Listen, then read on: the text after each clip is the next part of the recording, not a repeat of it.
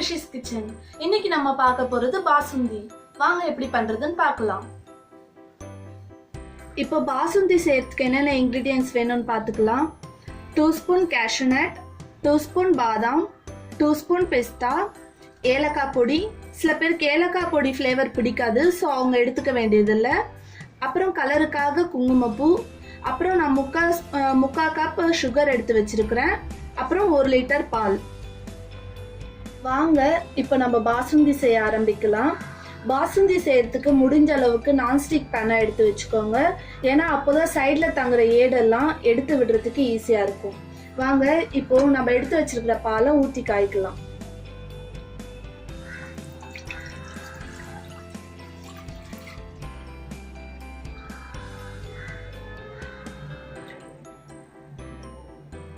பாலில் தண்ணி ஊற்றாமல் இந்த மாதிரி திக்காக எடுத்து வச்சுக்கோங்க. அப்போதான் பாசுந்தி நல்லா வரும்.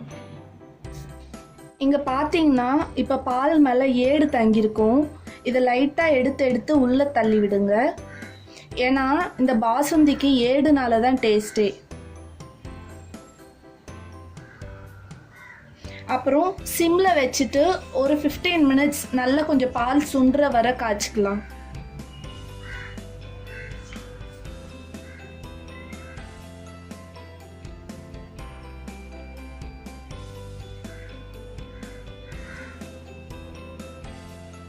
இப்போ இங்கே பேனில் பாருங்கள், சைட்லலாம் அப்படியே ஏடு தங்கி விட்டுருக்கு.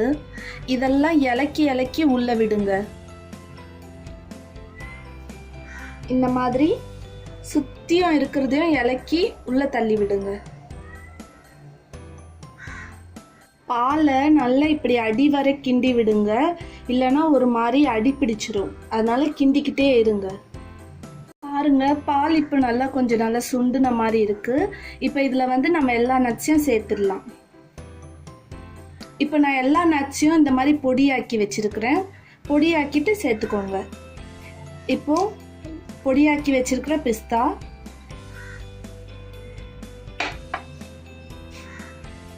பொடியாக்கி வச்சிருக்கிற முந்திரி,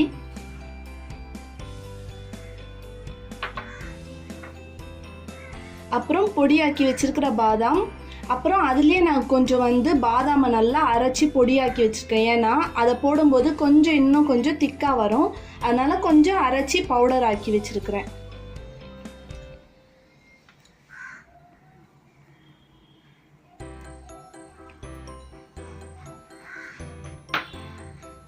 எல்லாத்தையும் போட்டு நல்லா மிக்ஸ் பண்ணிக்கோங்க. பாருங்க, இங்க ஏடு நல்லா தங்கி இருக்கு. இழுத்து விட்டுக்கிட்டே இருங்க.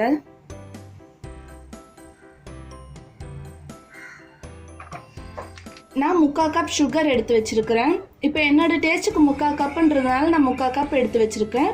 உங்களுக்கு கொஞ்சம் கம்மியாக அதிகமாக வேணும்னா அதுக்கேற்ற மாதிரி மாற்றி போட்டுக்கோங்க.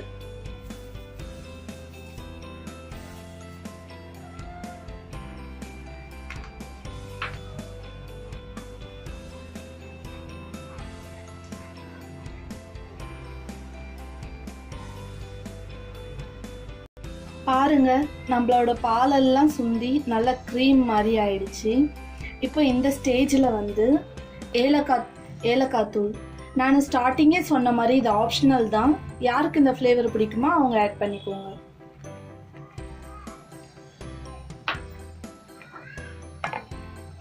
அதுக்கப்புறம் நான் குங்குமப்பூவில் பால் ஊற்றி மிக்ஸ் பண்ணி வச்சுருக்கேன்.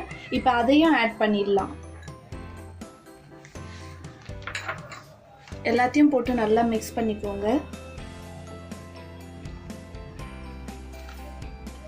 அவ்வளோதான், நம்மளோட பாசுந்தி ரெடி ஆயிடுச்சு.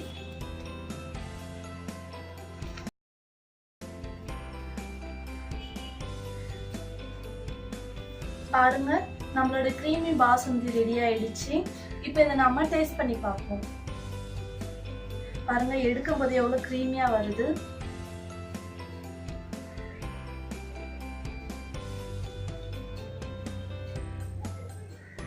செம்ம டேஸ்ட்டாக வந்திருக்கு.